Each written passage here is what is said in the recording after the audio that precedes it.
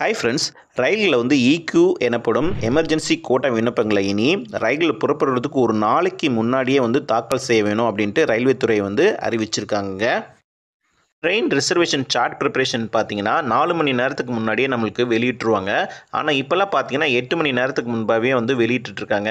இந்த நிலையில் இக்யூ எனப்படும் எமர்ஜென்சி கோட்டா டிக்கெட்ஸில் யார் வாங்குவாங்கன்னா விஐபி, ரயில்வே துறையில் உயர் அதிகாரிகள், அரசு துறைகளில் மூத்த அதிகாரிகள் கடைசி நேரத்தில் ரயிலில் பயணிக்க அதிக அளவில் இக்யூ விண்ணப்பங்களை தாக்கல் செஞ்சுட்டு வந்துட்டுருக்காங்க.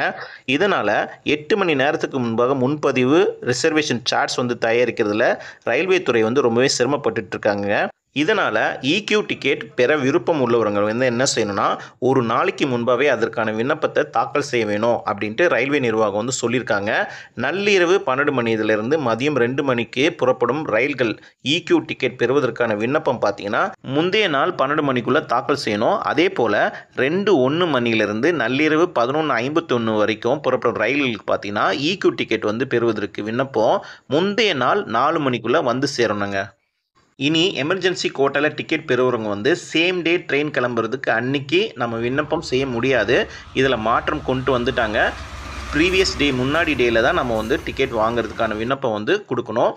இதனால் 8 ஹவர்ஸ்க்கு முன்னாடி சார்ட் ப்ரிப்பரேஷன் பண்ணுறதுல அவங்களுக்கு ரயில்வே துறைக்கு ரொம்பவே ஹெல்ப்ஃபுல்லாக இருக்கும்.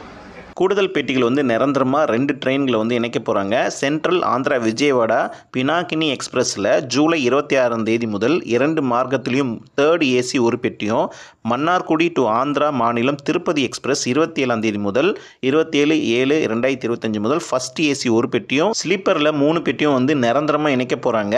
அவ்வளோதான் இந்த வீடியோ. தேங்க்ஸ் ஃபார் வாட்சிங். சப்ஸ்கிரைப் பண்ணாதவங்க கொஞ்சம் சப்ஸ்கிரைப் பண்ணிட்டு பாருங்கள்.